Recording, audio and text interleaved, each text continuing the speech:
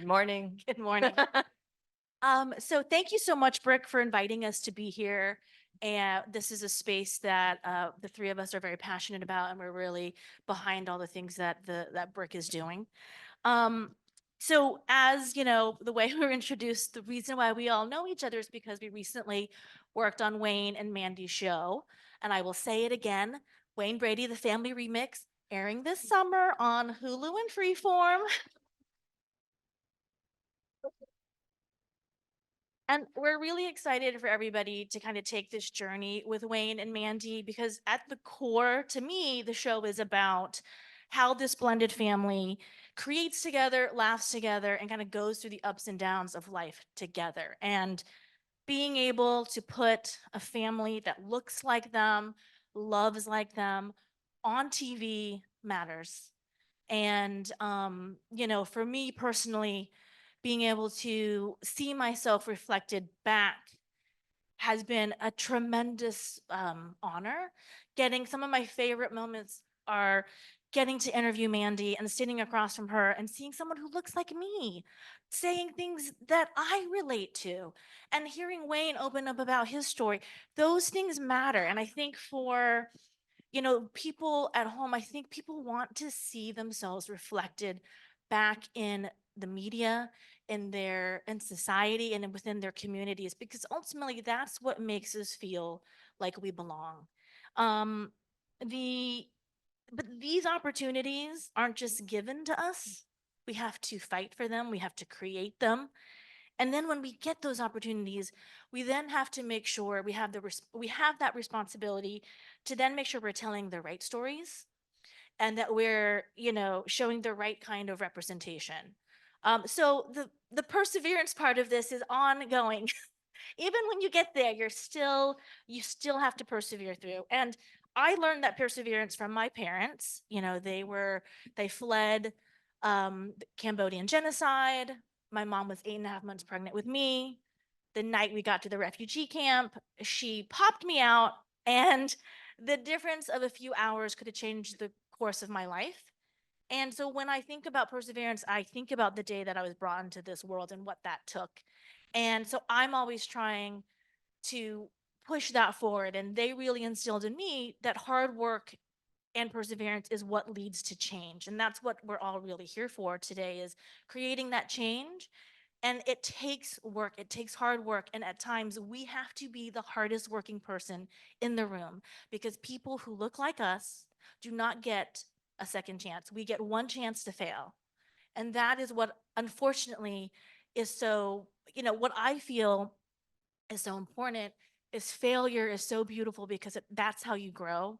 And some of, the growth from failure has been the reason why some of our best and greatest ideas have flourished. And without that room and that space to fail, we don't get that opportunity. And when we look like us, we don't get that chance to fail and grow. And I want to change that.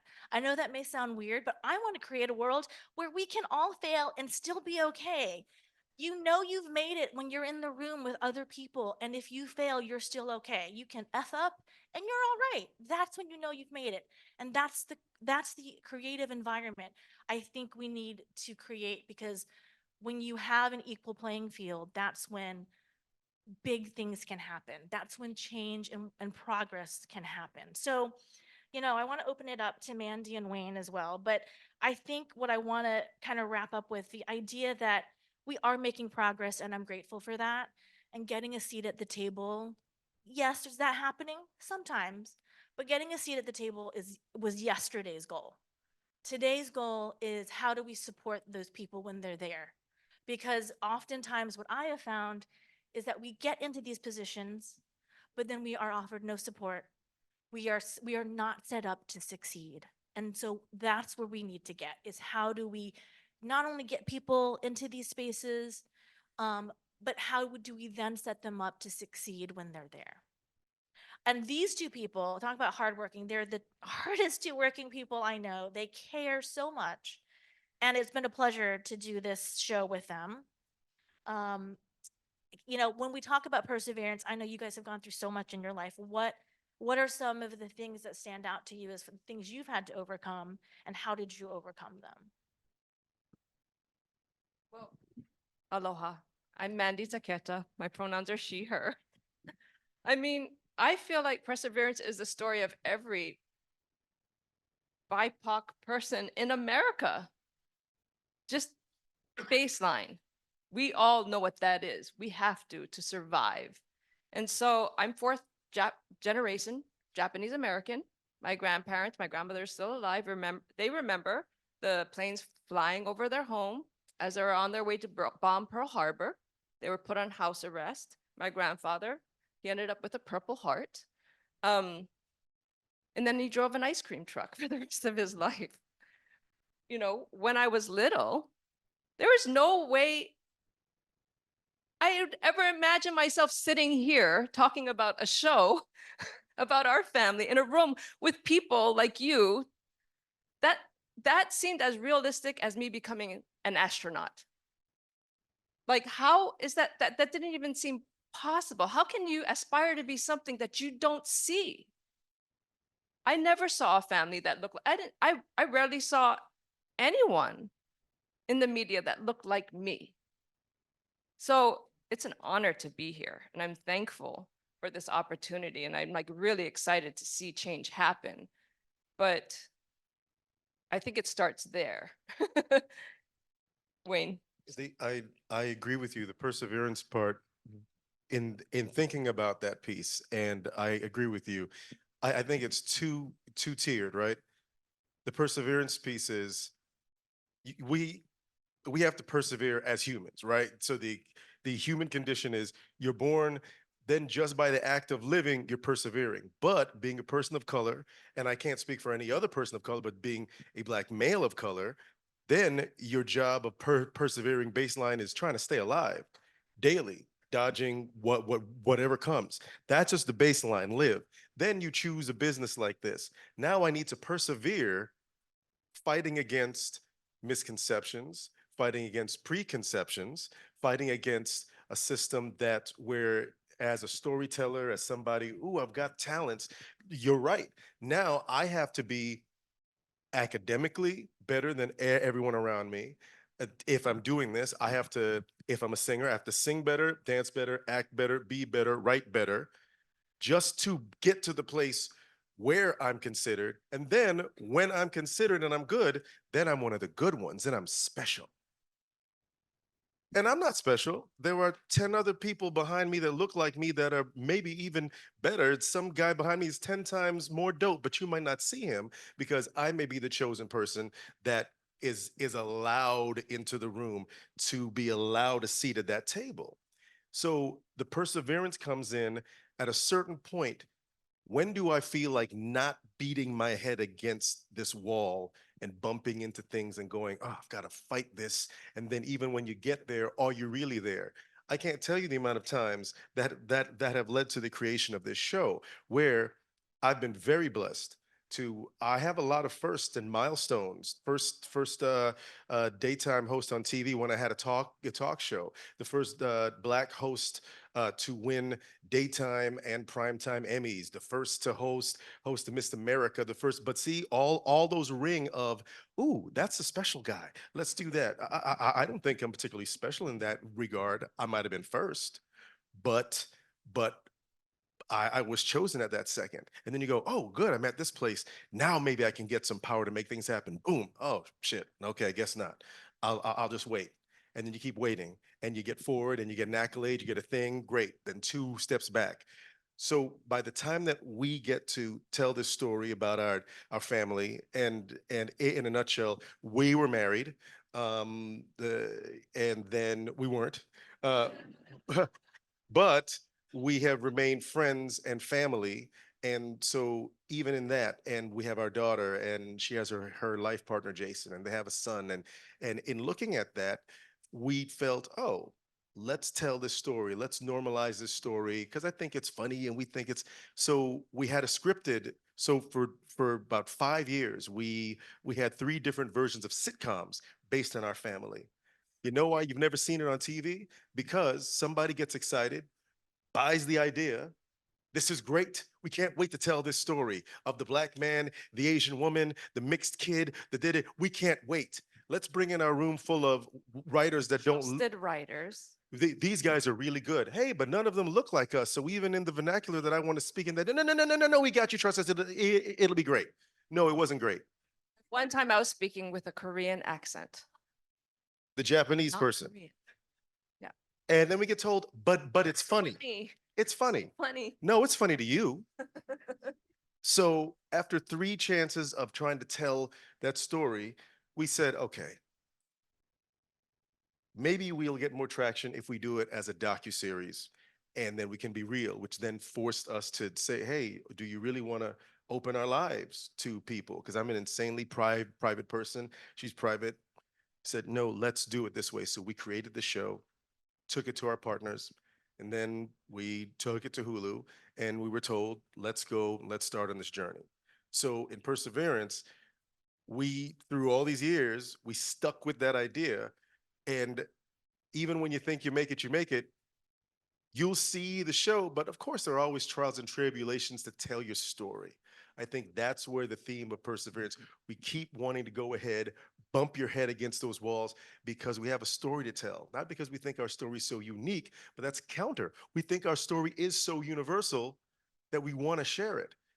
A lot of people don't think those stories are universal because we have to normalize seeing these faces and places, and not just being the one Black guest star or the one Asian person or the dragon lady on a show or the thug on this thing but normalize being normal so that we're all in the same All place. American family. That, right, flip what the all-American family is. The all-American family is whatever the hell you want it to be. We made the all-American family. It doesn't have to look like Biff, Susie, Tom, the 2.5 kids, and the dog outside. It can look like your queer father, the 2 moms. It can look like a mixed race couple. That's what we persevere. That's what we're bumping our head against because we want to tell those stories. That's the mission. So just like you were saying, we're happy to be in the room. Good night. We've talked a lot about that idea of, having to always be the hardest working person in the room and having to work harder than everybody else and in order to just get time. Like have you guys experienced a moment where you've, put more in and then gotten, you know, this was it, this was your last chance? Have you ever felt like that? And like if you had the space to, try again, it would have been, you would have grown and showed that, but you didn't get that opportunity. Every opportunity feels like the last time. Every single time. We're not there yet. Like you said, we lack support. Right, you're not, and every opportunity, I'm glad that you said that. You know, I'm thinking I've been really lucky, man. Blessed. Well, like James Brown said, right? If you stay ready, you ain't got to get ready. So trust me, I stay ready. But in TV land times, I've since I made my TV debut or got on in '98, I've been on TV every year since 1998. That doesn't happen for a lot of people. So I don't lose track of that. Oh no, I'm not saying that. But yeah, it's cool though. It's it's cool. But I'm just saying that blessing is always in the back of my head, and I'm not embarrassed. I was at one point to admit I've made a lot of decisions based on fear. The fear of, oh, is this it? Like when I got Whose Line back in the day, I was only supposed to be on one episode for the British version, and then they brought me back for a couple more. Then the ABC version happened. I was contracted for 1 episode, and then I was made a regular after that, and a whole line of network executives were there, and my life changed. But it was because even during the rehearsals for the show, the camera blocking, I'm doing a show. I'm like, oh, I'm not marking anything because I was not allowed to mark. I had to perform full out even during a rehearsal because this could be my last thing. Then I get a talk show, or then I get my variety show. It's like, is this gonna get canceled? This could be my last thing. I've always made decisions of, even if you are getting paid a lot or getting accolades, this could be my last thing. So even fast forward to our show, You're operating from the place that we really want to tell this story. Is this going to be the last thing? Are we really going to get a chance to tell the story that we want to? Because you're told, oh yeah, we want to tell your story, but we want to tell it like this. And then you have to fight. And then you're afraid to fight because you don't want to be the black dude that's difficult. You don't want to be the Asian person that's difficult, because if you're difficult, then we don't want to work with you. But you said you wanted to tell my story. Oh, I love your story, but we have some tweaks. But no, you can't tweak real life. You can tweak real life, but you can't. Oh, now you're being difficult. Oh shit, is this my last thing? And that cycle happens. Perseverance. At some point, you just have to go, hey, it is what it is. I'm putting my foot down and I'm going to fight. You fight for what you want to do. And that's what we do every day. And I hope that's what you all do in your play. You fight. You don't have to be belligerent to fight. Fight. And that's what it is. And I think it'll be that way until we're all on the same page. And I hope that we're a part of that. I'm not sure how much time we have left. Well, I'll wrap it up.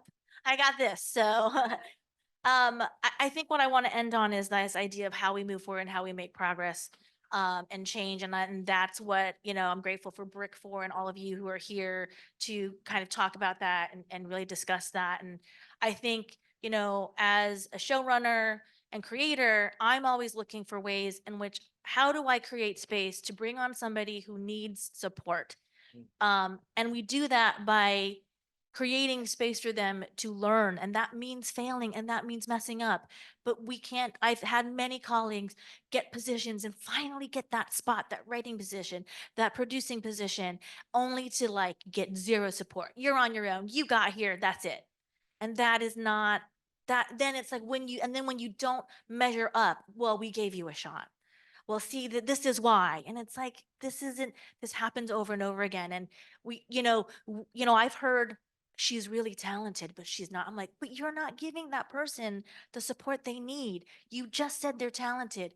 Maybe the issue is that people have not gotten the same grooming or the same education or the same opportunities to learn and fail like our counterparts do. So I think that is where I'm always focused. And, you have to create space and an environment that feels safe for people to fail. And that's what I really want to, that's what my mission is always in the things that I do. And I just want to give Mandie and Wayne an opportunity to kind of speak on progress moving forward. What do you want to see? What are you guys actively, trying to do, as well as producers yourselves? Be a good ally. Especially you white folk. Support us, listen to us, do research. Research the difference between an African American and an Asian. It looks different. Allyship looks different. And it's a practice every single day. Google it. Google won't get offended. Because it's not our jobs to educate you, really. It's because we want to be a part of this change, but Google it.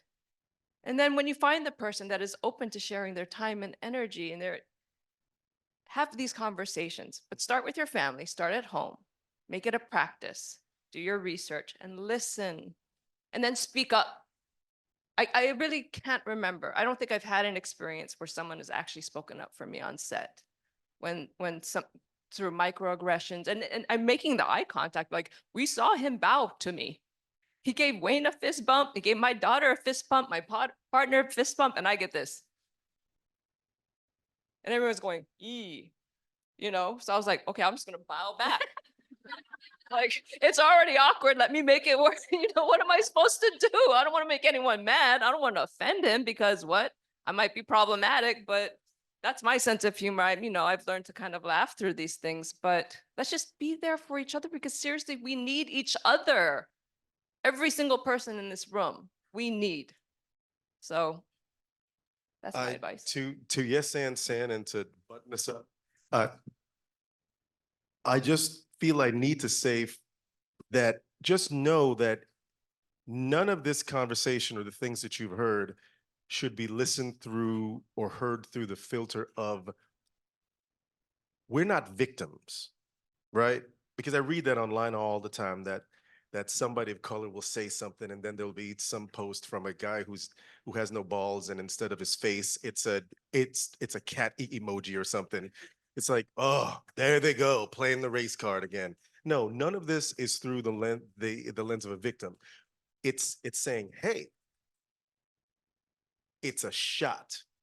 We're not begging for something. We're not at the bare minimum is we need the shot, the programs to let people in the door so we can all be on the same playing field, not asking for a leg up to be better than anyone. But no, let's all run this race from the same starting line. And that's the thing that San, I hear the programs that you're talking about and that I talked about earlier about being, oh, I'm the chosen one, but there are 10 people behind. Just open that door a little more so we all can get in and get in the room. And then let's run the race. That's it. Bare minimum, setting everybody up for success.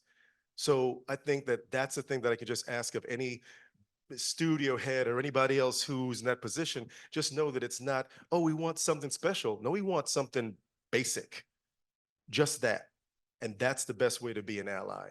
And if somebody tells you about their story, don't hear it through your filter, hear it, like really hear. And if you can't get it, ask somebody else. Try to understand that person. That's it. And then we all can tell our stories because at the end of the day, we all want the same thing.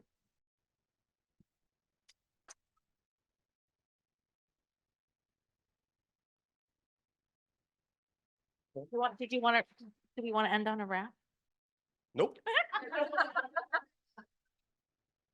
Thank you all so much. I really appreciate you being here Thank today you. and sharing. Thanks, our BRIC. perspective. Thank you.